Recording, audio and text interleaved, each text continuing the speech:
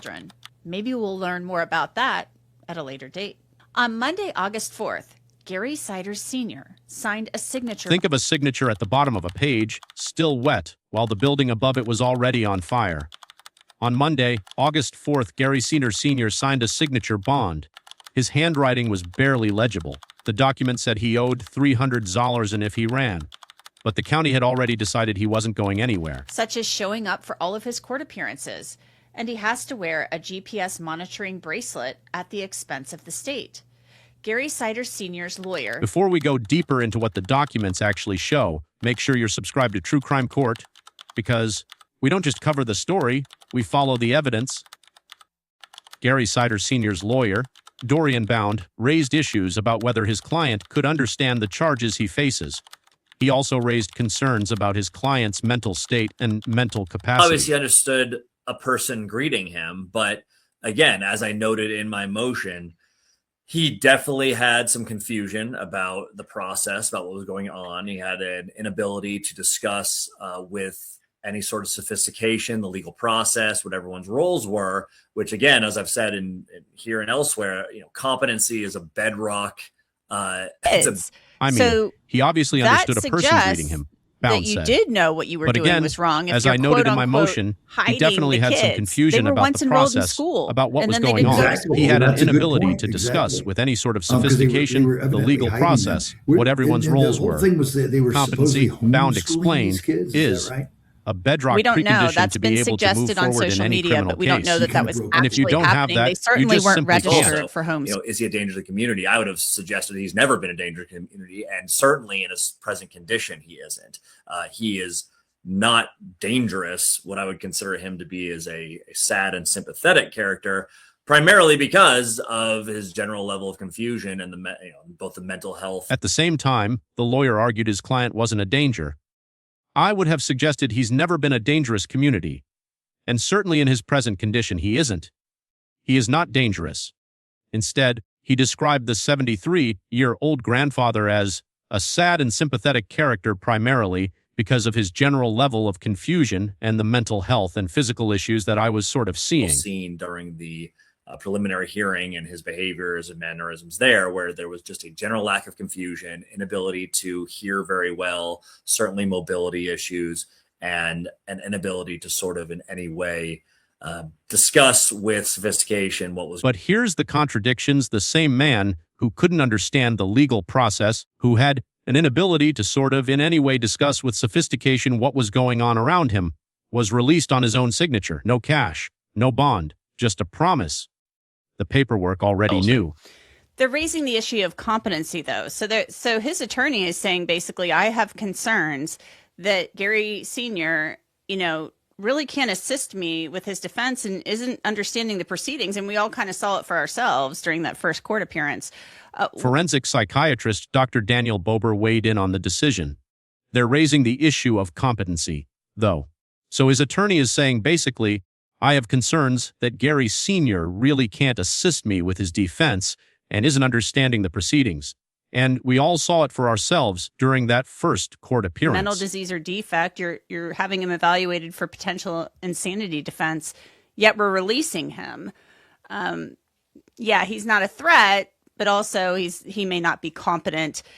Your thoughts on that part of it? You're having him evaluated for potential insanity defense, yet we're releasing him. He's not a threat, but also he may not be competent. The state argued releasing him was the only option. His medical care, they said, could bankrupt Vinton County, an $8 million operating budget, one man's hospital bills. And the children, they were already pulled from the home on June 30th. To see whether she could qualify as not guilty by reason of insanity. Tommy Stolley wrote, as of the filing of this motion, the defendant has not been indicted, and therefore, counsel does not have all of the facts, evidence, or circumstances of this case or the defendant's... Lawyers for all four Ciders family members are now raising the issue about whether their clients are competent to stand trial. All four of them. The family matriarch, Christina. The son, Gary Jr. The daughter-in-law, Elizabeth. And Gary Sr., who is already out. During these interactions, counsel has been able to observe the defendant's demeanor, conduct, and comprehension. These interactions lead counsel to believe that the defendant may be suffering from significant mental health issues and that competency may be. Just today, Elizabeth Ciders' attorney filed a motion asking for a competency exam and an evaluation to see whether she could qualify as not guilty by reason of insanity.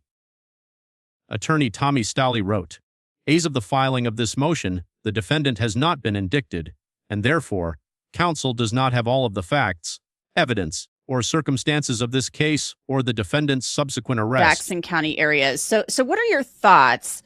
You hear about 16 children. The prosecutor says they were hidden from the world, found in a house where the authorities say it's full of squalor, feces, the whole 9 yards. And this family is all living together. However, Stolly continued, counsel has met with the defendant on numerous occasions and for extended periods. During these interactions, counsel has been able to observe the defendant's demeanor, conduct, and comprehension. These interactions lead counsel to believe that the defendant may be suffering from significant mental health issues and that competency may be an issue and a clear impediment to the defendant's ability to assist in her own defense. One of those. I've never done a signature bond where if he doesn't show up, he owes $300,000. Where are they going to get the $300,000? Does he have $300,000? But I've never actually had one of those. But basically, it's if he doesn't show up, he owes $300,000, and of course they can arrest him, and put him in jail with no bond at that point. But retired Judge Robert Ruleman, who served on the bench for 36 years, put it in perspective. You hear about 16 children. The prosecutor says they were hidden from the world, found in a house where the authorities say it's full of squalor, feces, the whole 9 yards. And this family is all living together. The paperwork already knew. He's out now. Who knows where he could? That's a wilderness there, Vinton and Jackson County, Pike County. He could just take off. He had nothing to lose because But it's the bond that raises the question. Judge Ruleman had never seen one like it. I've never done a signature bond where if he doesn't show up, he owes $300,000. Where are they going to get the $300,000? He doesn't have $300,000. The retired judge noted that Gary Sr. is essentially facing a life term here because he's 73 now. How do you balance that concern? Well, that's another issue. I never would allow very seldom would I ever allow somebody out on bond who I felt was incompetent. It's too difficult actually to do a competency when they're out. He's out now. Who knows where he could go? There's a wilderness there. Vinton and Jackson County, Pike County. He could just take off. Ruleman paused. He's got nothing to lose because he faces so much time. At 73, it would be a lifetime. So why let him out? The county cited the cost of his medical care. But here's the clock: a man facing life in prison, released on a promise he can't afford to keep, with a GPS bracelet as the only leash. A lot of defendants fake it. They try to fake it. A good examiner will have them watched and will review video of them when they're not there and pretty much clear up the faking. Because a lot of times when they do the interview, That's another issue. I never would allow, very seldom would I ever allow somebody out on bond who I felt was incompetent. It's just too difficult to do a competency when they're out. Competency evaluations, Ruleman explained, are supposed to happen while the defendant is in custody. Jail cameras, jail calls, constant monitoring. All of that is lost when someone walks free. Because then you can monitor whether they were faking or not, because they have videos in jail going all the time. Yeah, and I think that's a good point because Elizabeth Cider's brother had. A lot of these defendants fake it. They try to fake it. A good examiner will have them watched and review video of them when they're not there and pretty much clear up the faking. Certainly mobility issues. Because when the psychologist shows up, they act goofy. But the cameras don't lie.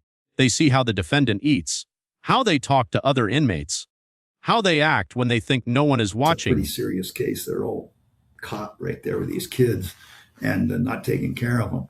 There's not much of a defense. So, hey, let's try NGR. Let's try competency, and then let's hopefully they'll be found incompetent and they can't be prosecuted, or maybe they'll be, if they determine they're competent, then the next issue is they do not guilty by reason of insanity. Ruleman made a key point. I would have at least kept him in for the competency evaluation, because then you can monitor whether they were faking or not, because they have videos in jail going all the time. And here's the twist. Elizabeth Cider's own brother posted on Facebook that he thinks the other ones are faking it. He thinks they're acting goofy. But NGRI means you basically didn't know the difference between right and wrong. And the prosecutor said they were hiding these kids. So that suggests that you did know what you were doing was wrong. The judge didn't mince words about the defense strategy. They're all caught right there with these kids and not taking care of them. There's not much of a defense. So let's try NGRI. Let's try competency, and then hopefully they'll be found incompetent and they can't be prosecuted. He called it a common tactic. The defense is just doing their job. They don't have a lot to go on. Here, you wonder about the infrastructure of this whole county, Yeah, it's certainly interesting. I mean, they moved from Gallia County up to Vinton, so there's a lot that was going. But NGRI means you basically didn't know the difference between right and wrong. And here's the evidence. The prosecutor said they were hiding these kids. So that suggests that you did know what you were doing was wrong. The children were once enrolled in school. Then they weren't. The family claimed homeschooling.